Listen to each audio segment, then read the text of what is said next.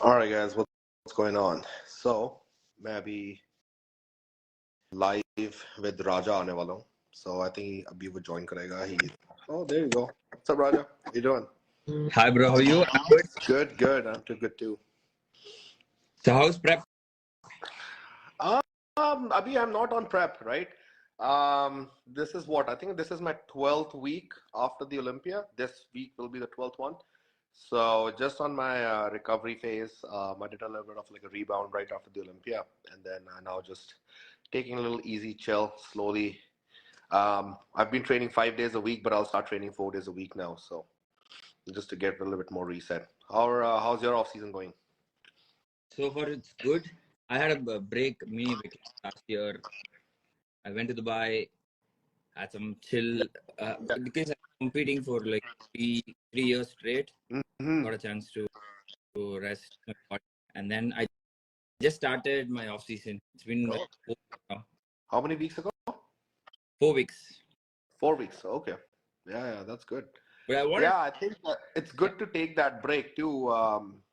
It's good that you took it after 3 years.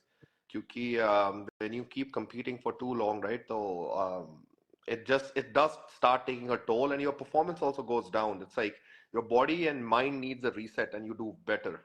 It's mostly the mental stress. Yeah. I couldn't react. My body didn't react after a point.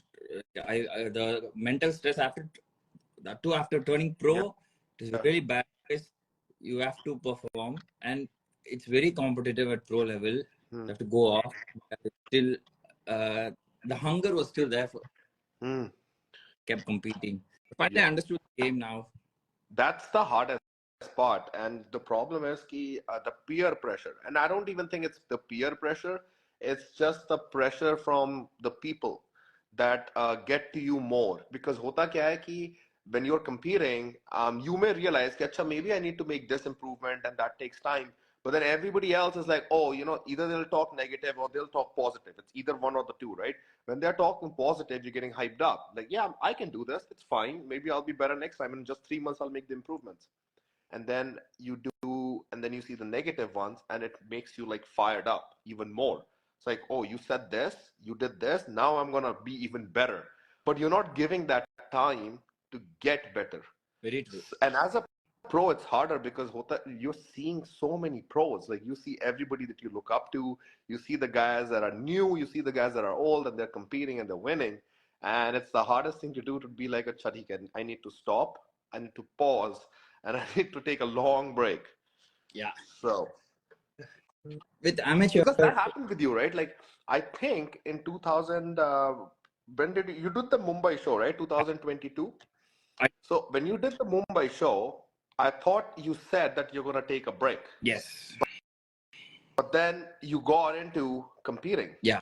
Again, the next year. Yeah, because with the Mumbai show, I wasn't really satisfied with my peak and my stage, because I thought I could have looked better with my peaking. So I wasn't really satisfied to go off. So I wanted to give my body another show so that mentally I feel better about, okay, this is where I stand, and then go off maybe. That's why I did one last show, the July show. Yeah. So and then looking back at it, I think you probably didn't. Like, how did you feel? Like, looking back at it, was that the right choice to do? I should have gone off right after the Mumbai show, but for me the major confusion was, should I post my left side or to my right side? What should I practice on? If I don't know that, even if I go for off season, I wouldn't know what to focus on, how to post, or what to practice. That would have been a problem for me. So mentally I was really confused, and I didn't. After a point, I was lost. So I wanted to do that show, so get some clarity and get some feedback from the judges. So I did a couple of shows that helped me really. So I can confidently go off and work on my improvements, and then get back on show. Stay confident at least. With amateur level, it was very easier because pretty much any show I step into, I will be at the top 5. Any national show, I was very confident. Okay, I'll win. That confidence was there. But after turning pro, you got to compete with your inspirations. You got to compete with the big names. And so we look at them. You're not confident. because you once had your inspiration. Right now, thinking to like beat them, like it needs some really. You have to be really confident. You have to be really solid to be able to feel that. Yeah. It was a little hard from the start because I see you compete. I learn posing from you, your Mhm. videos, and I watch others. And Mhm. after a point, I have to compete with you on stage. You're right next to me. So the mental prep Mhm. have to be really solid. But it was easier. Yeah, I And think I watched. it takes a little time to really understand that you are just as competitive and you're just as good as the guys you looked up to or you have seen compete before. So this is the same thing that happened to me early on. For me, I was excited. Like it's that excitement. Oh, I'm at the same stage. Like it just gives you so much excitement that if you win, obviously, if you beat some of those guys, it gives you this extra confidence, right? Momentum. Yeah. Oh, yeah. Like yeah, I think that confidence that you get in your first show or second show when you beat some of the guys that have competed before, it gives you this crazy confidence that you can do anything now. Yeah, But then you do another show, and then you get a very bad placing, and it's like, oh, what just happened? you know the reality. And then So I feel when you take time to get there to have your first win, it keeps you grounded, but also it gets you in a different kind of a mindset. कि I've worked hard for this. I actually put in the work. I didn't get it early. मेरे को जल्दी नहीं मिला. I didn't really get it like कि मैं गया, मैंने सबको beat कर दिया. Now I'm the champ. It's like you learn कि I have put in the work. I deserve it, and that's why I beat it, and I'm here to stay. Right? yeah, exactly. Also, with this game, everybody it's very competitive that you can win this show, and the next week, there's no guarantee that you can win the next week as well. The So physics. that's what has changed a lot. Um, so I think back in 2000, I think until 2020, 2000, yeah, I think around 2020, tak, the thing was that if you're an established pro and if you are, if you have beaten a certain guys at the Olympia, the chances are you'll beat them again, even if you bring around 95 or 90%, if But you're bringing it, your package, they will favor yeah, you. Okay. Whereas now there is no guarantee. There is if you show up at 99% and somebody else shows up at 100, at your ranking you can be top 5, you can be Mr. Olympia and you'll still be beaten, yeah, which has and never happened before. So it is a good thing because what it does is like for guys that are up and coming, new I mean, pros, it gives them this incentive that they can do any show. Now, if you want to do a show like Arnold Classic, yeah, you want to do like a show like New York Pro. So anybody can do it. Like you'll have this confidence. It doesn't matter if it's yeah, a big show. It doesn't matter if there's like, oh, if there's top 5 guys competing, I don't care. I can still beat them. yeah. But pro from I think he's from Europe. I think MJ Pro, I guess, his Instagram ID is, and he won a couple of shows in Hmm. Spain. Some of the shows.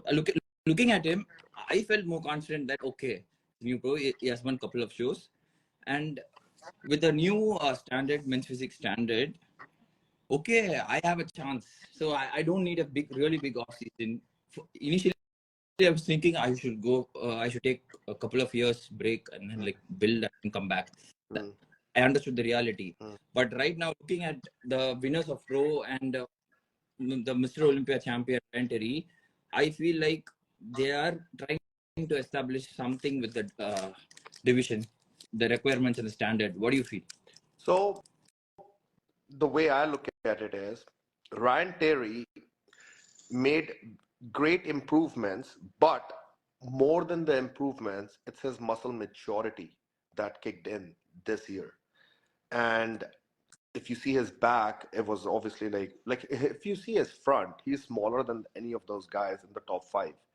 But his back is just so well developed and so mature. You can see the difference in 2021, 22 back, his back, and then you see his back in 2023. You'll see that there is this 3D granite kind of look that he never had before, and that obviously is to do with how he trains, how much maturity kicks in, how much density is there. But from the front there was no change, like the chest, shoulder, arms, exactly the same, right? So what it shows you, but then you see a guy that's second, third, fourth. Brandon, like you see Brandon, you see a guy like fourth, fifth. You see they're much bigger, denser everywhere.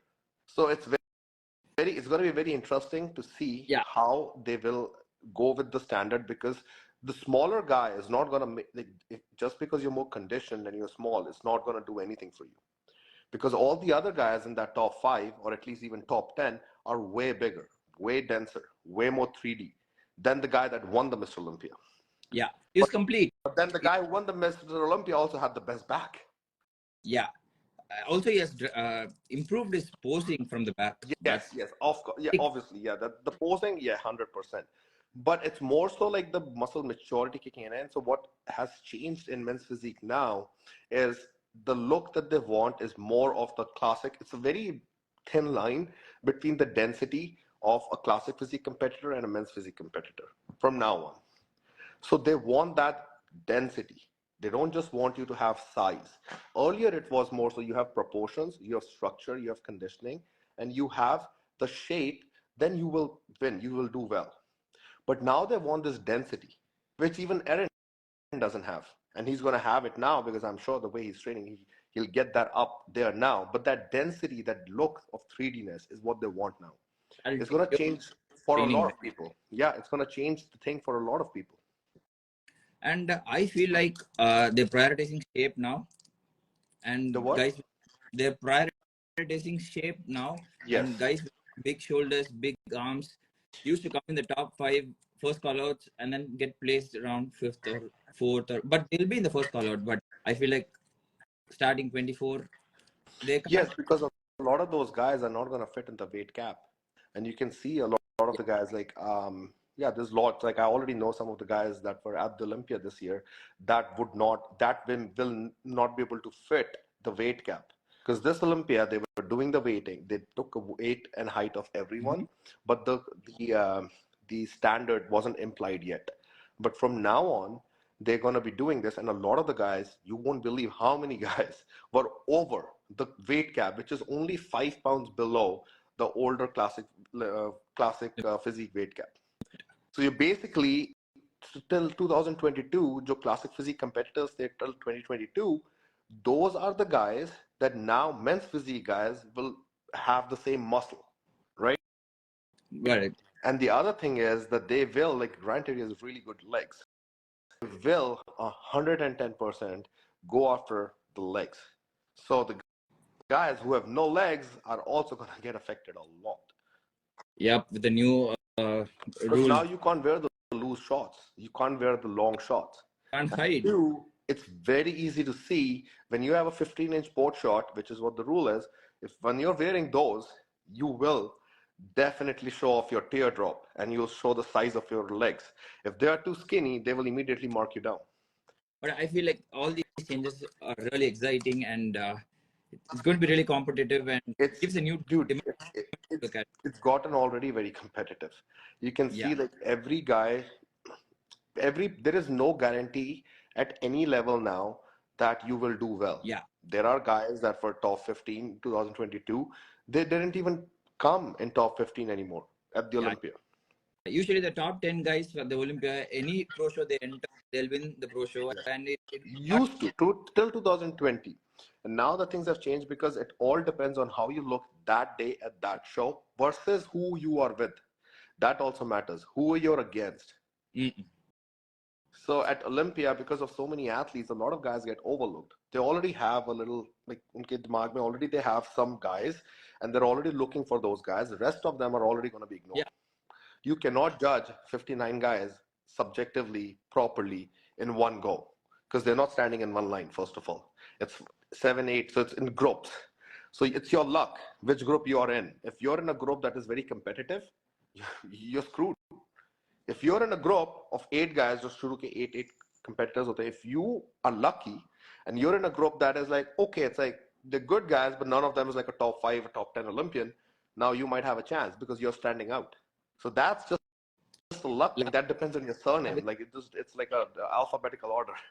It's a matchup, right? You can have the best back, but if you're standing against the Olympia champion or like so you have to always think कि एक बार वहाँ पहुँच गए, which group you're gonna be in, And in that group, if you have a better physique than even the guy that's top 5 or top 10 at the Olympia, that's a hard thing to The do. same thing is with the amateur shows as well, because a lot of amateur guys in India. Yes, exactly. You're right. 70 guys, and judges are too fed up with like judging. It's the same thing. They're gonna judge it based on the group that you are coming in, and some of the guys they may know from before, so they'll keep a little bit more eye on those. But that's They it. get a chance. Yeah. Yeah. So what plans for you for 24? For me, I need to. So my last year was like 2023. I did the Olympia. I got a little sick after. Then I kept I stayed very lean. And I learned from it because this was the first time of my entire competing career I stayed that lean. I was very lean till I started my prep. So I was obviously like going through my recovery phase, and I was still like about 7-8% body fat, maintaining about 3 to 4 pounds of my stage. I was maintaining 3 to 4 pounds from my stage weight for like 8 weeks. I wasn't trying to. I wasn't trying to reverse diet. I was doing reverse diet, but I wasn't trying to rebound. I wasn't trying to pack on any size. I wasn't doing anything except just maintain weight. Now, I thought back then that by doing that, it's gonna give me a chance to grow into a show. Yeah. And that was my mindset. And also, like, I was pretty pissed with my result at the Olympia and everything else. So, but what it actually did for my body type, at least, is it actually made me smaller than I was at the year before. Now, what I learned, obviously, now it's been a full year. So, this was something very new for me that I learned. I learned from my body, if I don't give it a surplus, if I don't give it a surplus of calories, my muscles like start losing the new muscle that I gained. So what I gained in 2021 to 2022 in off season, that muscle that I gained, the new muscle, didn't have time to stay. That muscle will only stay. So you're doing an off season right now, right? Yeah. If you do an off season and you gain this new muscle, 5, 7, 6 pounds, whatever it is. If you do not give that muscle to stay in a surplus and you do like 1 show, then 2 shows, then 3, 4, you're gonna lose it all. Because as soon as you go, it doesn't matter what kind of anabolics you're on, it doesn't matter what it is, because any new muscle tissue needs time. Your body needs to get used to it. So yes, in off season you'll gain a lot of muscle. Then you'll do a prep. You'll do 1 show, right? You'll be fine. Because you're training hard, you're maintaining the strength, you know what the strength is and everything, right? Now let's say you do another show after 4 weeks. You might start like getting a little, you might start losing, and then you do another one, and then you do another one, and you keep doing shows, and your body's always in a state of deficit, and your cortisol is always high.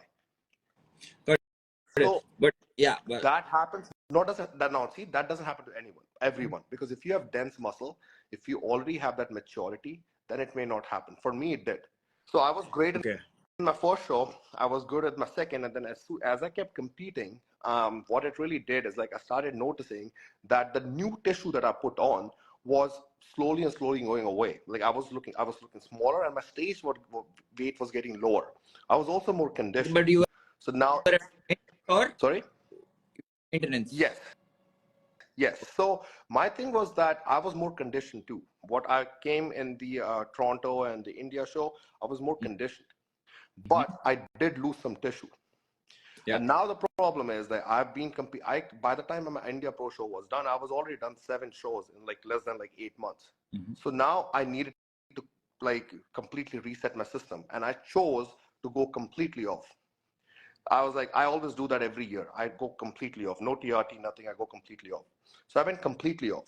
Now, when I did that, I lost more, because so from India, and then my cortisol was high, my stress levels were high after the India show. There was a lot of stuff going on in my personal life, as well as like all this drama in India. It was affecting me. And I'm also on top of going off. I made that mistake, right? So when I started my prep again, I had 12 weeks for the Olympia prep. I recovered. I got my size back. My stage weight was the same as it was at the India and the Toronto show. But I feel that I kind of like lost that edge of that fullness that I had the year before.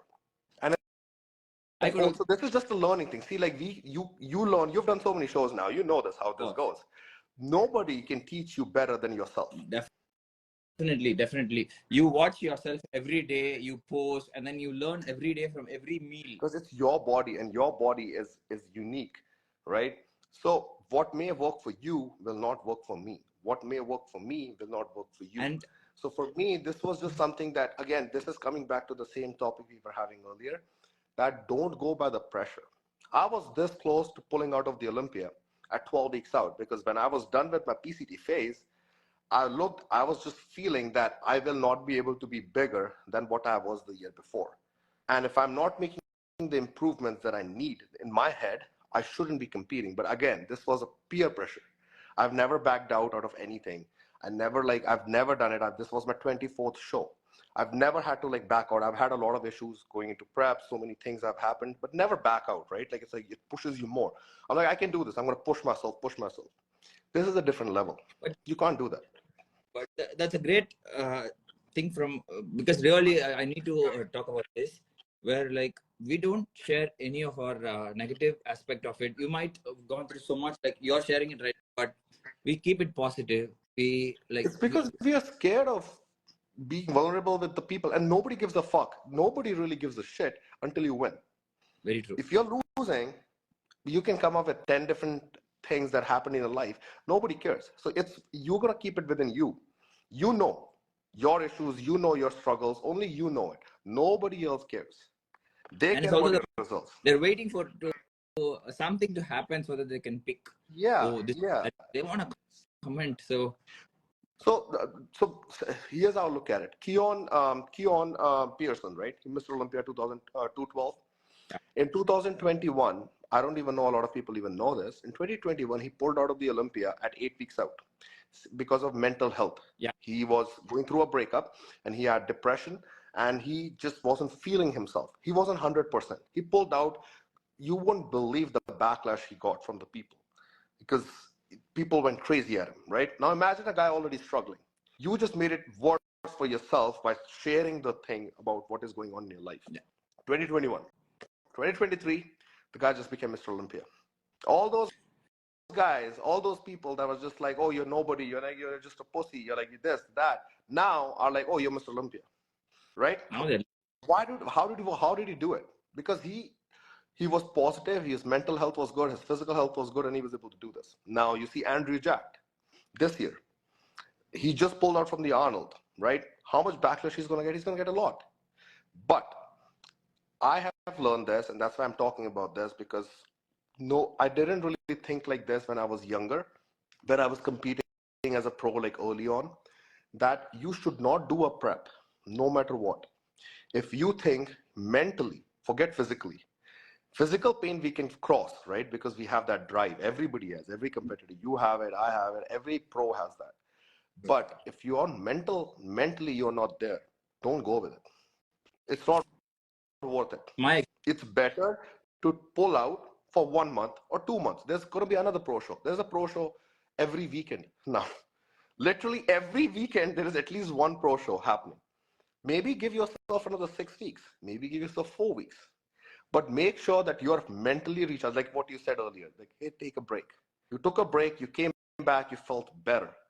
I didn't know this. I'm also learning. I learned from my mistakes. I learned from what I go through. What I learned is what I was going through back in July or in August, like just after recovering everything.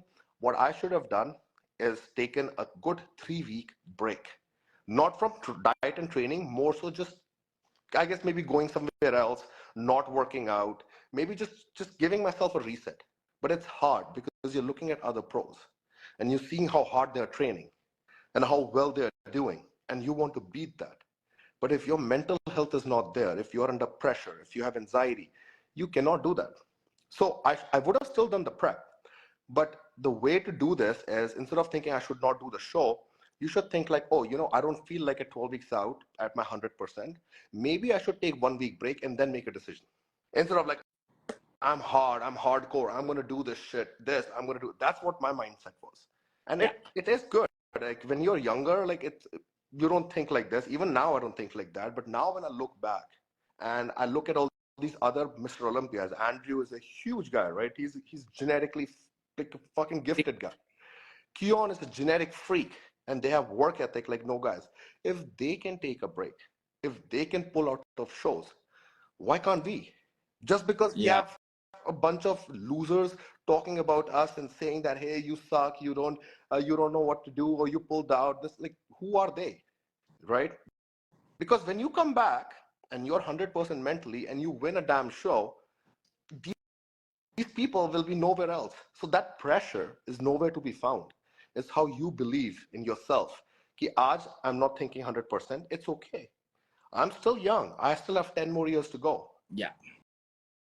I learned it recently, and then during my amateur days, I didn't care much because I was still learning about my body and how my body would react with every show. Exactly. I would get a different carb up, so I loved competing. Even if it's not 100%, it's okay. I'll just go. That experience was very nice and very useful for me.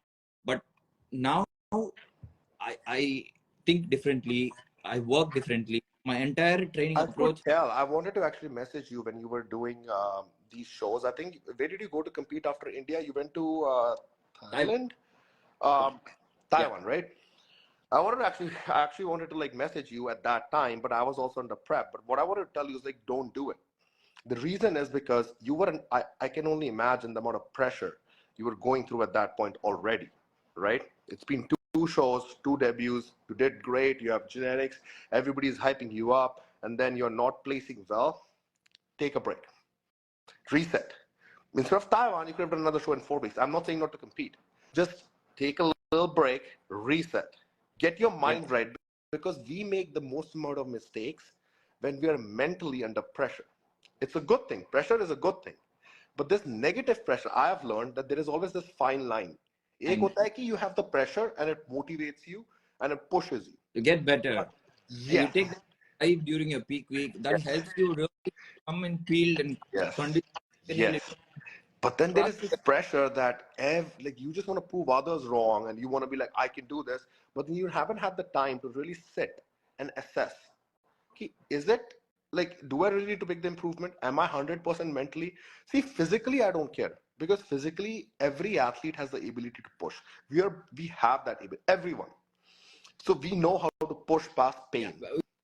But I then feel like when it crosses, mentally, it's going to affect everything physically. If that up there is not 100%, no matter how you're doing physical, this is what I've learned over the years.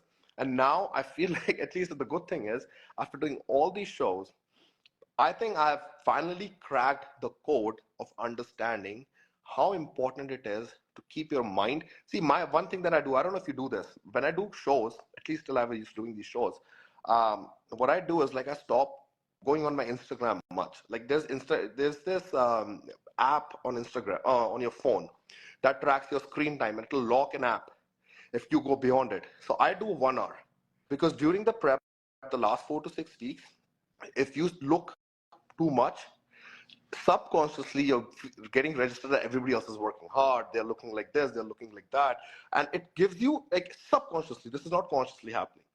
So I learned this 2 3 years ago, and I started doing this every time, that I will limit my Instagram to 1 hour or 45 minutes. That's it.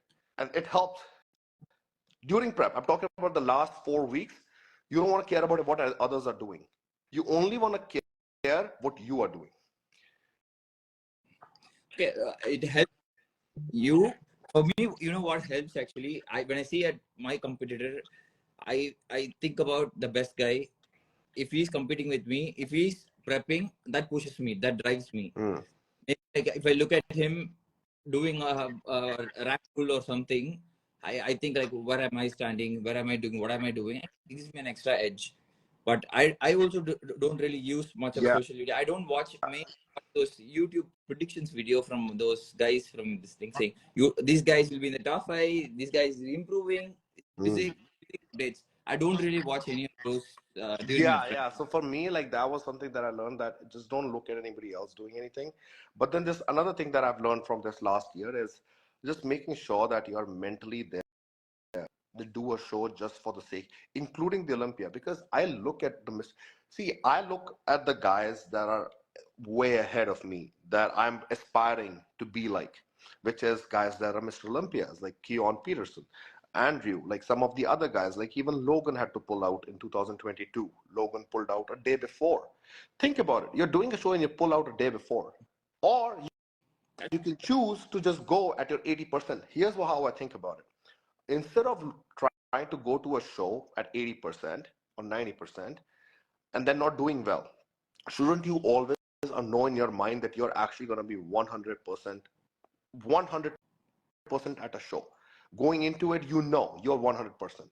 And I'm not talking about peaking, right? I'm talking mentally that confidence. Yeah. You know what actually happens is when you're at the peer pressure, what I have experienced is I do extra. When there is so much pressure, I push myself extra. I do extra cardio.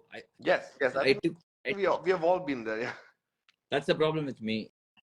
I've experienced. And See, that's not a problem though. If you're mentally not under, there's a different state. Like if you're 100% confident, you're pushing hard, it's actually not a bad thing. Then you need someone to kind of like get you in check. I'm talking That about hey, you're doing too much. If you're within that fine line, okay, that pressure. Yes. That fine line, and you're not mentally stable. That's when reality it kicks in. You find it hard. You think, oh, this is good. Maybe I'm not bigger. Maybe I should go in more condition. Last show I was in condition. This time I want to beat it. So many other thoughts, and then you lose your edge.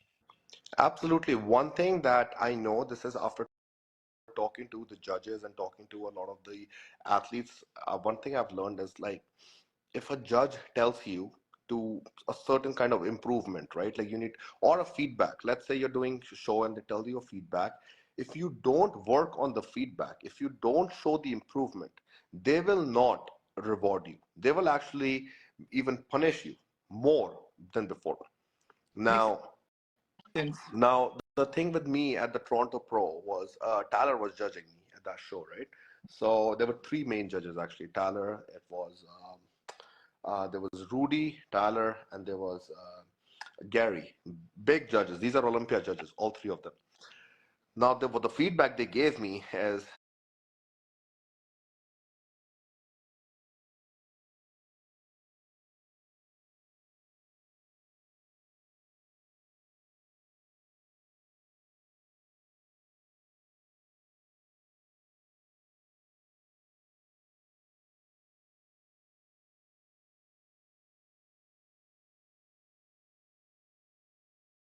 that I was great. I had the best shape. I should have won that show. The only thing was that I wasn't as dry. They had water in between my abs and my lower back. That's what, and they said just bring the same package. Just make sure that you are a pound lighter. That's the water weight, and you get it off. Now, when I went to the India show, I knew this feedback and I knew the photos are going to be sent to Tyler because what people don't know, like, I don't know how many people are watching this. See, these YouTubers, they don't know jack shit about anything.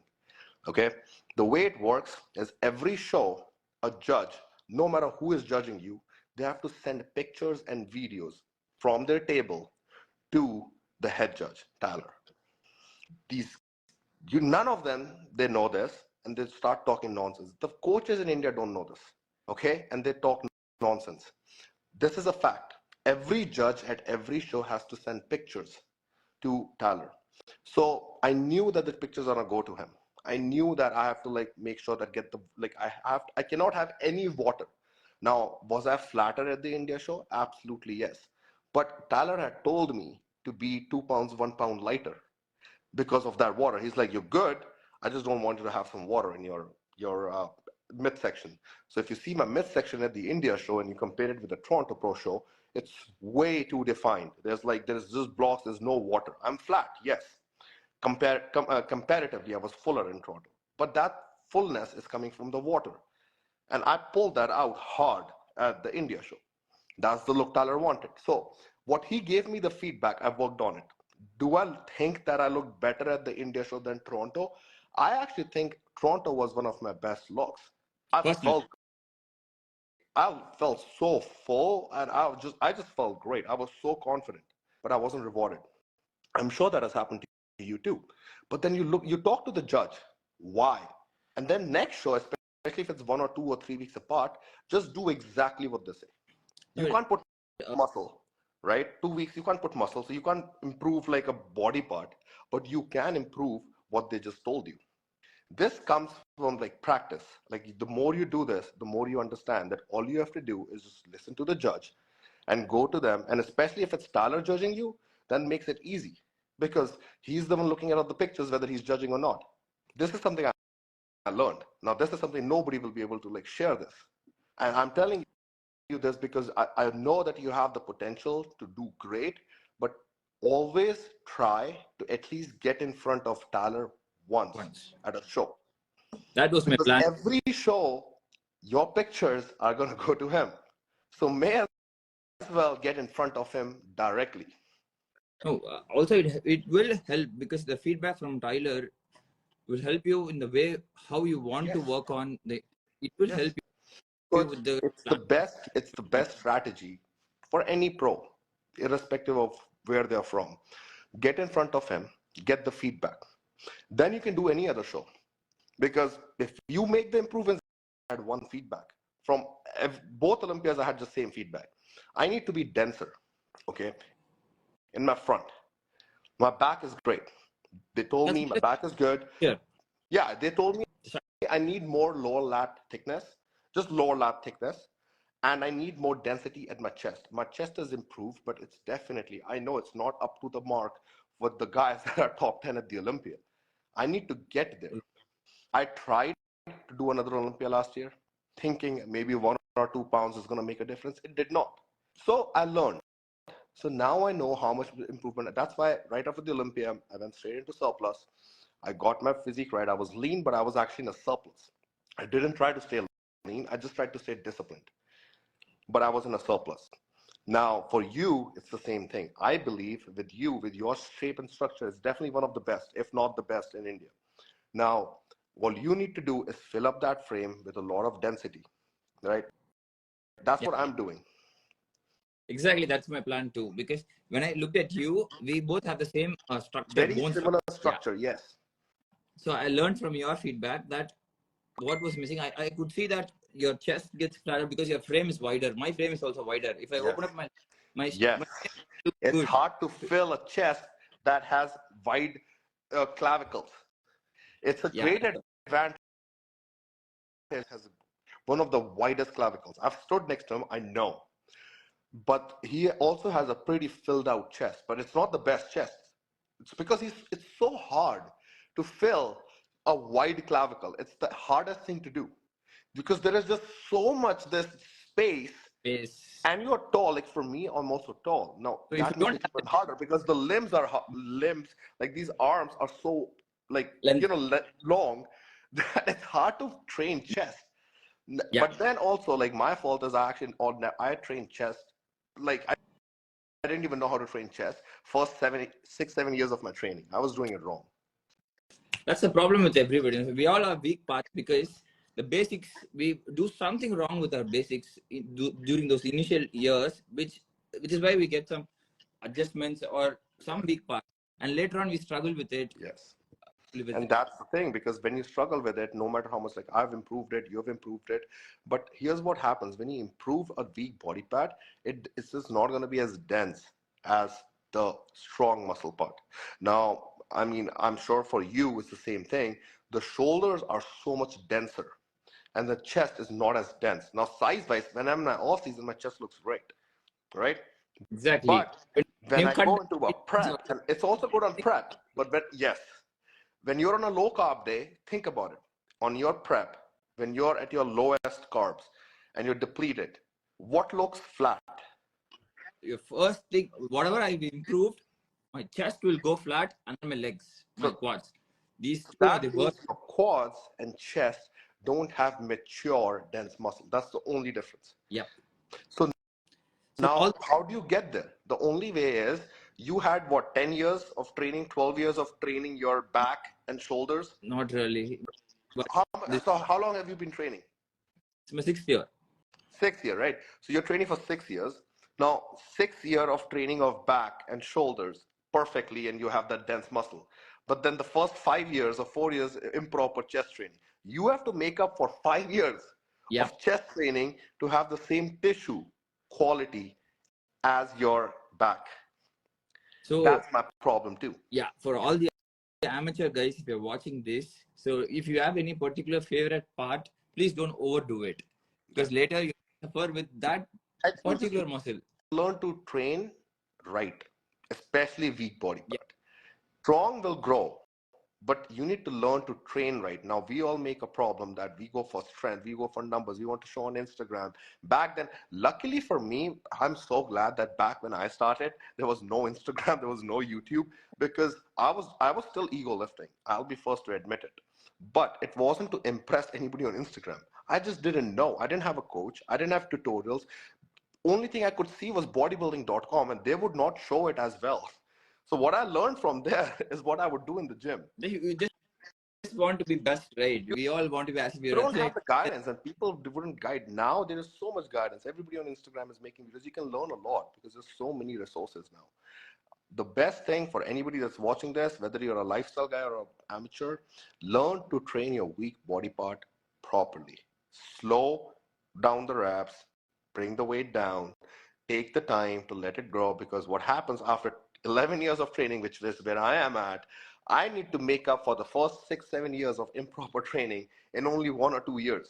It's that much harder to bring that density. But yes, for you and I, it's the same thing. We need to bring up the density, take the time, and just bring it up. Good training. I know now I'm training well. I'm training well. That's why the chest is coming up.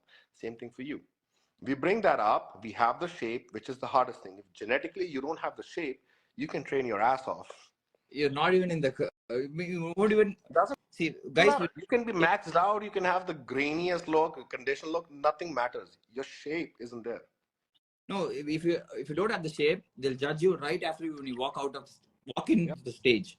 But no point. Like no matter how good you are, how full you are, how complete you are, it's not going to matter if you don't have the shape. Yeah. So we have advantage. So you We just have to just keep. I mean, and how old are you? You're like, I think 2 years younger than me, right? You're like what, 28, are 27? 27. 27, 27. right? Yeah, you have a lot of time, man. I wish like back then, like I didn't know when I was 26, 27, I was just, I guess I learned more at the age of 28. You're way ahead.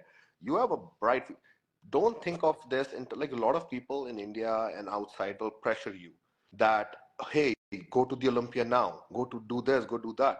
Forget about all that nonsense. The top Olympians are 35, 36. Okay? All of them. Ranted is 34, 35, I think. Anyways, Sadiq is 36. Like every guy there, like Brandon is 34. He's going to be 35 this year. Jeremy is 33. You got to realize every guy there is almost 35. You are 27. Imagine how much time you have. You have 8 fucking years. Yeah. What's the What damn I've rush? what I've realized is the guys at the classic physique are too young, because when you put on so much weight during initial period, your waist gets thicker. Yes. But these guys have been training for years, for decades actually, so that they added like 2 pounds, maybe two, Yes. 3 pounds a year. So the waist. Slow it down, gain it properly, because when you do it fast, the muscle doesn't get the time to stay. You're going to end up losing it anyways. And for Loses. you, all I can really say is you're super young, you have the shape. There is no rush to compete. You don't want to compete this year, don't compete. It takes a lot longer to gain quality tissue than 6 months and 8 months of off season. Of course. And for you, there is no rush. Like, why do you want to be, uh, let's say, so here's the thing, right? Like, let's say you go to the Olympia this year and then you don't place. Then you go to the next year, then you don't place. You're wasting 2, 3, 4 years just because you want to get there. What if you just work on the best physique possible? You max out your weight cap in the next 2 years of proper off season and then do it. And then you go there and then you're like back to back, back to back. You're just competing because you have the muscle and it had the time to stay. Yeah. Now, the biggest problem is off season is the hardest thing to stay disciplined in. 3, 4 months, it's hard because people get off season for 4 months, right? Imagine 16 months of off season. How are you going to keep your mental discipline the same as a prep? When you're feeling bloated, when you're feeling shitty, you're like, oh, maybe I'll skip my cardio today, or maybe I'll go out with my friend today. That's 16 months. That's the hardest part. Very, very. If you can get by that, I think you will be able to max out your weight cap, and you will be able to bring all that density up, and you'll be up there. Because with you, like you have the shape. I've always seen, everybody knows this. If somebody doesn't know this, they don't know anything about competing. Lucky. But with me, my plan was to like just get on a show where Tyler is a judge this year, just to know where like and get his feedback, and then because like you said, I'll be very honest, I couldn't do a long off season. I tried, It's the but hardest thing to I do. couldn't. I skipped my cardio. I skipped my actual plan. I couldn't stick to my plan. Yeah, So I it's thought, the hardest thing. let me do a mini cut, get my system back, get my gut health back, Yeah, and then slowly more tissue, it and then is. That's why I said like from that's why I stayed so lean after the Olympia. That's why I'm like so on top of everything now because of this. Because I know how long of an off season I'm getting and how I want to make sure that it stays. Because you do that couple days, a week or two, you're gonna lose a lot of progress. And now you have to do a reverse cut, you have to do a mini cut. I don't want to do that because every time you do that, you're wasting 4 weeks, 6 weeks. I want to ensure every week because I don't have much time. Like in terms of like I want to utilize every single week because other guys will get ahead, yeah, right? So I want to make sure I catch up to them instead of letting them get ahead. Same thing for you, right? You can't let your competitors, the guys that are at your level, right? The guys that turn pro at your time, the guys that are in the top 5, top 10 at a pro show, you can't let them get ahead of you. Because if you let them get ahead of you, the guys that are at the top 10 of the Olympia are going to get even more ahead. yeah, And that's my competition, the top 15, the top 20, all those guys are like 52, 54 competitors, irrespective of where they're placing. All of them are my competition. Now I need to get ahead, and they're already working their ass off. yeah. And the point difference between every other physique is just one point of difference. Like that day, if you're conditioned, if you're fuller, if you're on But point, that it can only happen when you're already there size wise. yeah, Shape, structure, size, the package, conditioning, not a problem. You package, can get it done through suffering. But shape, structure, genetic. Size, you need to be at the same size. yeah. So you gotta work slowly, put on some 2, 3 maximum, and keep your waist tight. But for me, getting before Tyler Mini is like one Yeah, of my priority this yeah, year. it'll be good. I think you should definitely do that. Pick a show where these judges are there, and then get ahead, get in front of them, get a feedback, and then you work on those things. And then you know that every time you compete, you're gonna be getting your picture sent to him anyways. Yeah. Also, with me, yeah, same diet won't work for another athlete, but the diet which worked for me last year didn't work for me this year. I've changed. I've Yeah, evolved you from you last year. you do change every year. I totally agree with that. Sometimes you're gonna go like moderate to low fats, and then sometimes you want to get high fats and moderate carbs. Your body does change every year. You do your ability to process foods is different. Your body fat and your muscle quantity. There's so many factors that you cannot be doing the exact same thing that you've done every year, and that goes for preps and peak week protocols too. One show can be something, and the other show can be something else. So your this peak weeks cannot be same either. Yeah, because a lot of guys know that whatever they do is they follow the same thing, same peaking strategy, same diet. They think like why they haven't improved. I've been in that place. I used to have I used to go safe, clean carbs, just rice for carb peaking. But after a point, I didn't get fuller at all. Mm. I would still look flat. I would use three or like for the India Pro show, I had like 2 kgs of rice, cooked rice. Still, I look flat. And You need more, like you need maybe like you need some sodium or you need like different carb uh, sources, maybe some potatoes with the potassium. almonds helped. Fats Yeah, the helped. fats, right? Yeah, yeah, because you do need some fats to keep that glycogen in there because of the body might process the carbs and convert into glucose fast, but the fats will slow it down and it'll stay. Yeah, So that's yeah. So see, it I changed doubled. for you, right? Yeah, I doubled up. So most guys, what I see is like they still do the same thing with all those amateur guys because I want this to be an informative, productive info session for all those amateur guys. With experience, I'm sharing it, and you have a lot of experience, so it really helps. So don't stick to the same diet, same Yes. loading, and Yeah, definitely not. You gotta yeah, and the keep peaking. changing. You gotta keep changing. You even honestly, I even think like the training needs to keep changing. Not like the full training stuff, but based on what you're prioritizing that year, you can change your rep ranges. You can even change some exercise selection. which you feel the best with, depending on what you're trying to focus. Now, 1 year you might be trying to focus more, even within the chest, you might be trying to focus more on like the upper chest. Then you might be trying to just focus on overall density, so it's exercise selection, the rep range, the tempo. All these factors can change. So instead of just sticking to one thing always and doing the same thing, I don't think it's fair to do that. And what might work for one may not work for you. One guy may feel his chest the maximum with an inclined bench press, the other guy may not. So why do the inclined bench press? Do something else. It all depends on your body structure, your bone That's structure, That's it. your bone, and That's it. lot We your all mind muscle. make those mistakes where we go by what the top guys are saying, what feels best to them, and we try to replicate it, but it doesn't really work like that. Yeah, after turning pro, after that, I competed in Thailand. I got a huge hit. I didn't peak right. Everything went against me in that time. I was late to the venue. I was at my peak of my level, so I didn't do well. And that's when I started doubting myself. Like, should I even compete? Where do I stand at pro? So many questions. Then I lost my basics at that point.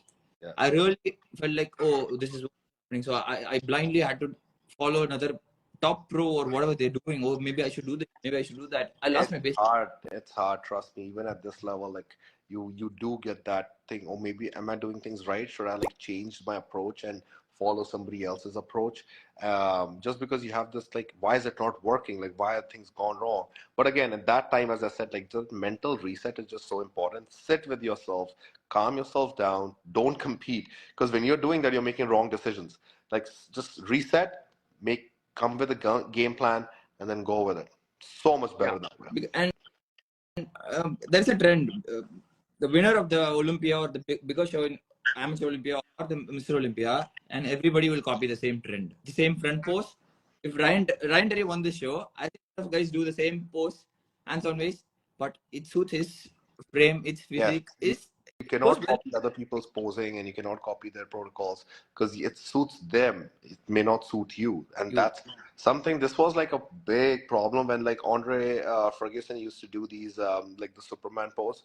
Every single person was like hand on the hip, standing straight down. I'm like, you don't even look good. Why would you do this? Every guy at the amateur level was just trying to copy like Andre Ferguson because he looked good at that pose, but 99% of the people will never look good with that pose, and they were doing it. And Brandon Hendrickson squeeze.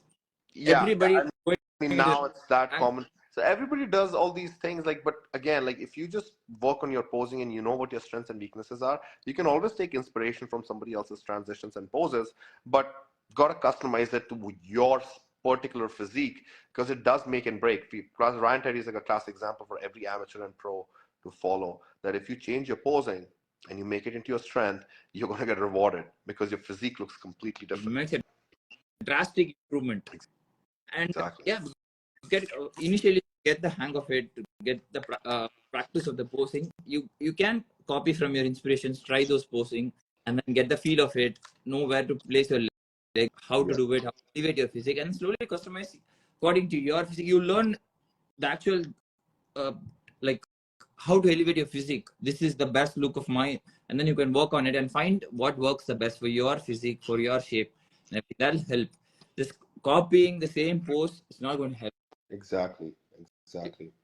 So And I wanted to also like tell all these people here. I'm like, we are planning on doing like a podcast style YouTube videos this. So जो लोग यहाँ देख रहे हैं, what are your thoughts? I mean, I don't. We may do like a actual like a poll, but what we want to do is like do like a podcast and start talking about the topics that will not only educate everybody but also just stuff like just random stuff that's happening around the industry, just talking in a more educative, knowledgeable way than spreading false information and spreading stuff that nobody even knows, they have no idea about. I think it's better to like talk about this with we could even bring judges, we could bring like real people that know about this industry than the people who have no idea, just to be able to like have a good talk and just to have a little bit more entertainment and just knowledgeable stuff. So we are going to be doing that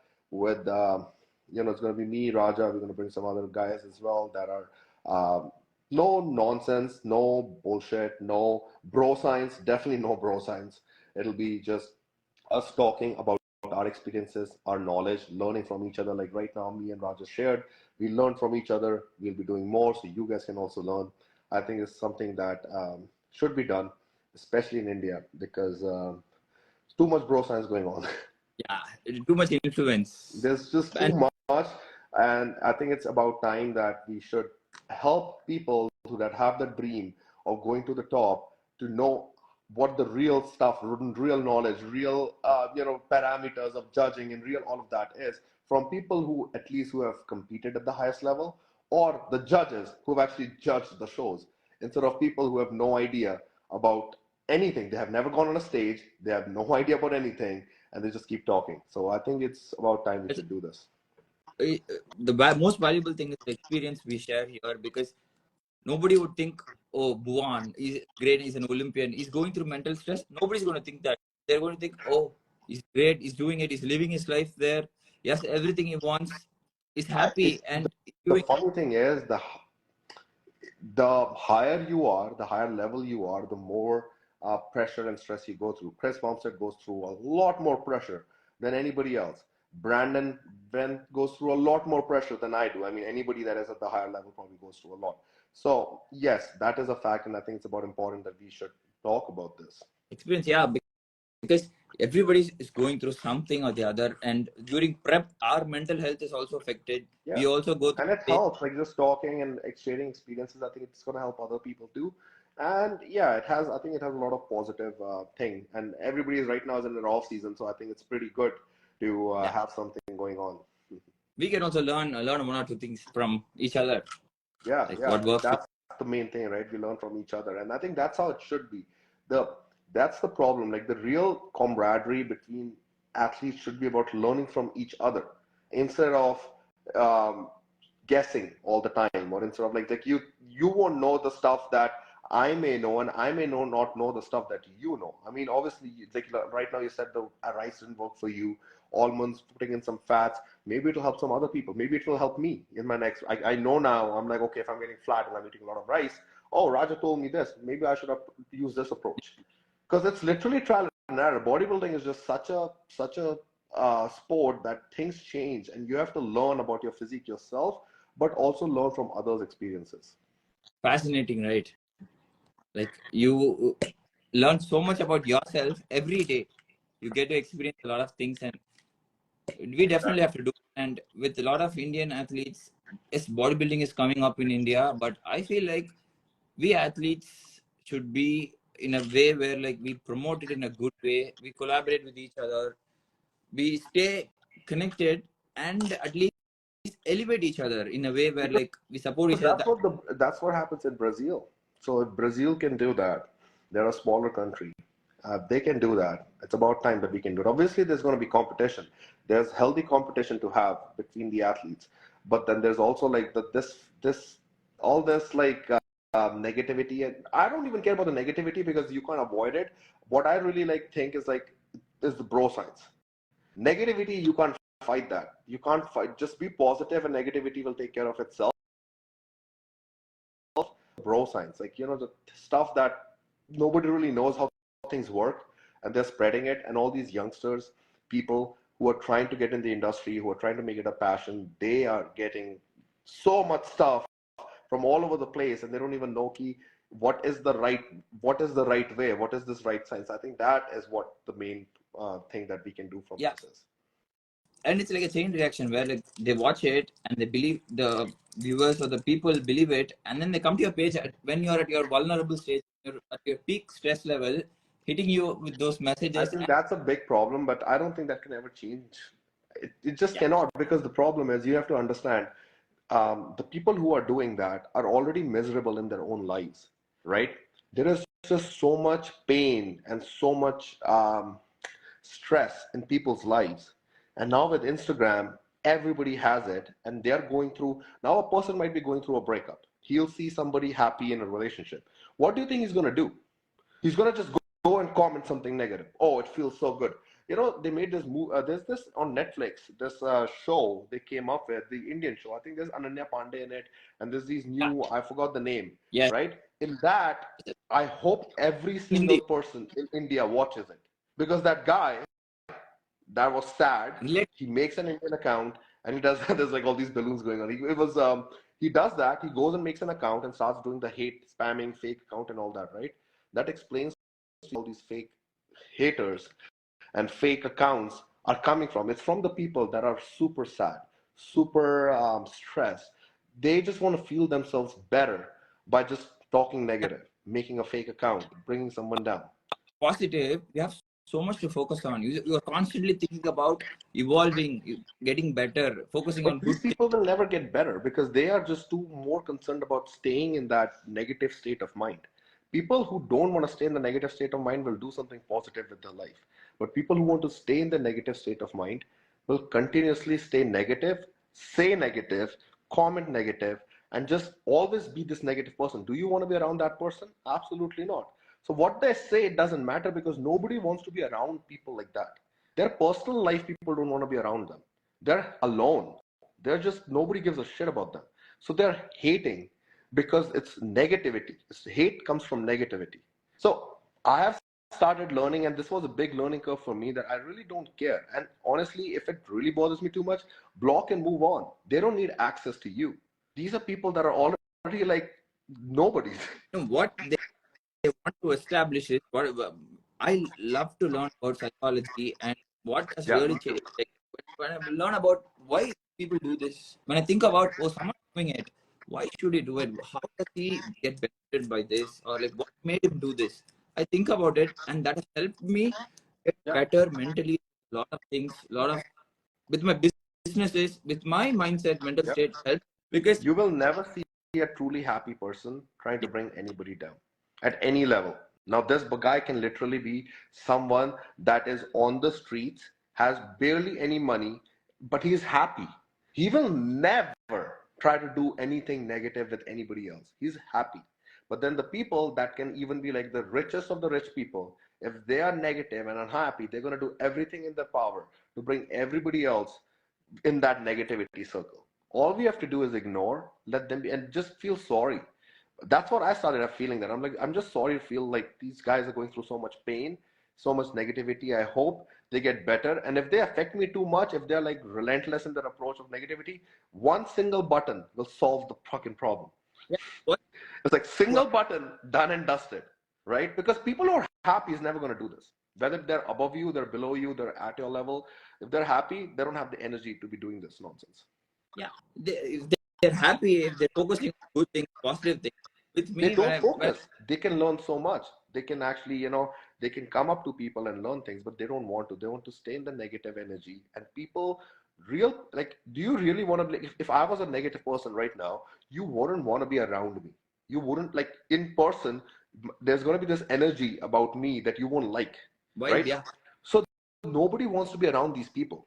So they are just miserable, and they're bringing it out on social media. Let them do it. It makes them feel good, happy. Let them do it.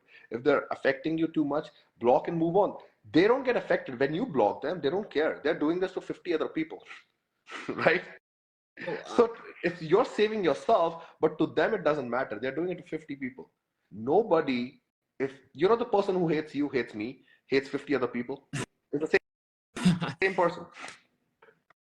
but this is very important. I felt because a lot of Indian potential athletes are there, but they get stuck in something or the other, and they get demotivated. They get It's distracted harder for the younger athletes. I feel like it's with social the new media. pros, the newer athletes. But again, this is a life experience. You have to go through it to grow through it. This is something that I always say.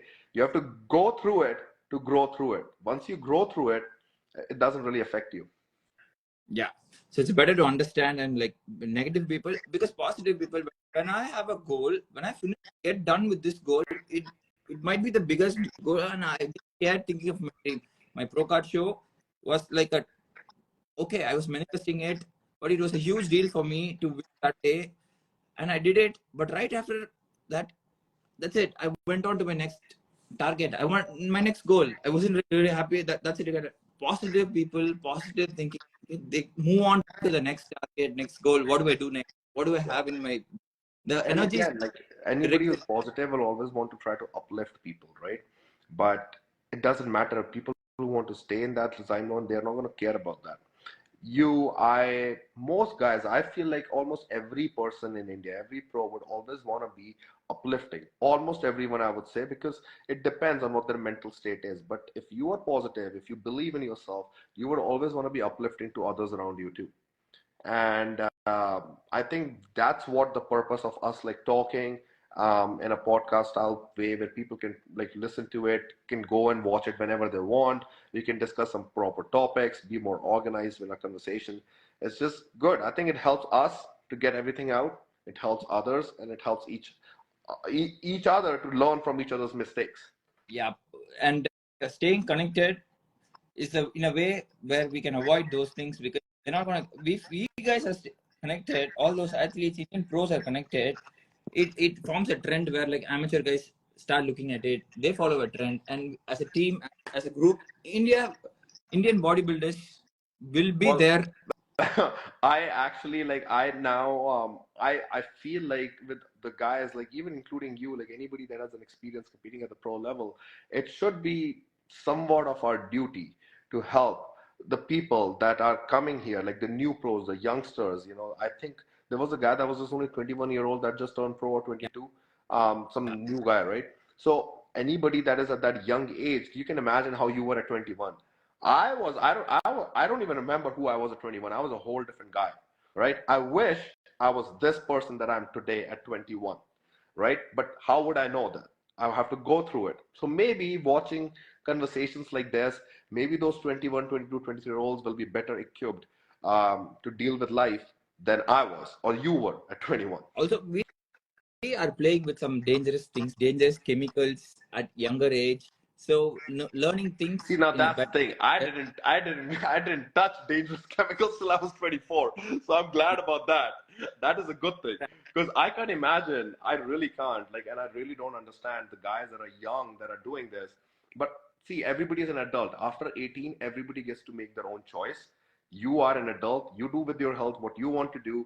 But me, even to this day, if you give me a choice at 19 or 20 to start PEDs, I won't take it. Because till 21, your frontal lobe is still developing. Your hormones are still developing. At 22, everything is developed. You're not going to go through a change. Your frontal lobe of your brain, your hormones, nothing's going to change. It's stable now. So now, when you do it, the risk is less. yeah. I still give a lot. I I don't know. Like I'm just one of those guys. I really do think, and I don't know about you. What do you think about our life after 35, 40 is gonna be? I wanna live till fucking 90, man. I wanna Yeah, live till fucking 90. I want to enjoy my life too. Like I I don't have, know about the other guys, but yeah, like I'm like once you're gonna have kids, you're gonna have grandchildren. I wanna fucking see that. Not because I did bodybuilding, oh, and I did great, and now I have to like deal with all these issues and I may not even live till like 60, 70. I don't think I can do that. I know that I would enjoy just looking at grandchildren and children and just I don't know. That's how I think. I really have a big dream. I want to live in like a beach island or Because somewhere like you where don't chill and think the same like the way you think in your 20s. Like I just turned 30 last week, right? I don't think the same way as I used to think even in my early 20s. Like, I really do give a shit about longevity. I really do give a shit about health because I'm like, at 40, I don't want to be taking medicines for blood pressure. Absolutely fucking not. But if I keep doing a lot of the stuff that some people do, I don't think I'll last till 60. I don't think I'll fucking go till 60. no, I get scared with dosages and It's the kind scary, of man. I know. I hope people get. We can talk. We'll talk more about this on the podcast, not on the live really, here. But yes, it is scary. Some of the stuff is scary, and people are. I hope people are making the right choice with their health. One thing that I really can't afford to do is like that. Like you want to have a kid, and let's say you can't have a kid, dude. That's gonna hurt. forever until you live, and it's a family, and it's not just you. Yeah. Another person is also going to be involved with it. But then here, before like we get this chat done, I would like to say like I know this for a fact because I interact with a lot of the pros. There is most guys at the top level are not abusing drugs. They are just genetically hyper responsive. There is a term that there is a word for people called hyper responders. These guys that you see that you think are abusing drugs, they're not. They're hyper responders. The people who abuse drugs are the amateurs, and then they Yeah. die pretty fast. So And with my experience, when I took less, I improved more. absolutely, training and nutrition is always going to be on top. But I hope, um, I When, I, hope people when see that. when you hear things say, oh, they're doing this much, they're doing that, they're doing this, you get really tempted to just like see if I do a little bit extra, maybe I'll improve a lot. Maybe I should be doing this. And I tried once and I tried for a couple of shows, but didn't work. I only face a lot of issues You have after that. you have a doctor. And You studied, right, yeah, like dentistry, right? yeah, So you're educated. You know about health. that helped. So that, yes, so that must have helped, right? Because you know biology, you know all these things, which a lot of those guys don't know. And I guess maybe that's, see, for me also, like we have that education background. Maybe that's why we are more concerned about health. I don't know. Maybe it's that reason. And that's the only reason you are consistent for like 7, 8 years. So that's how, see, this is what I say. The guys that do, I have done 3 to 4 shows. I've done 6 shows a year. So 2019, I did 6 shows. Do you really think a person can do 6 shows if he was abusing PEDs? And with me, it was 25 shows. I did 25 shows in a year, and That's my blood work, crazy. For people, that is just crazy. my blood work is still fine. I was in drugs for like 3 years straight, but my blood work is still perfect. Then look at the doses I So was if you using. do things responsibly, you can go longer. Yeah. That's why I always say that even for you, me, everybody, we should aim to compete till 38, 39 at least. We shouldn't be the guys that are like at 32 and we are done because we're facing, blood pressure issues or kidney issues and this and that. There are guys at the Olympia level too that are facing that. I don't want to be that because I enjoy competing and you enjoy competing. I enjoy competing. I enjoy being on stage. And then what drives me is like that feeling, that energy, that vibe, that connection, that adrenaline rush. I love it. That is like my addiction, to be very honest. I want to That's, do that yeah. So until I love it. there you go. So you love competing, right? That's why you think of it, Kitika, I can do longer. I don't have to like make my life shorter. So yeah, but anyways, man, I gotta go to work. I gotta go get some stuff done. अभी यहाँ पे 1 बज रहा है. But we'll get that podcasting sorted out. I'm gonna get that done. We'll keep in touch for that. And I hope I think we can start it by the beginning of February at least. But we'll stay in touch. Okay. Sure. All right. Yeah. Okay. All right. Have a great day, Raja. Oh, good night. I guess you guys have good night. So good night. Yep. All right. Nice up with you. We'll connect the podcast. All right. See I'll you, see bro. you, brother. Take care. Take care.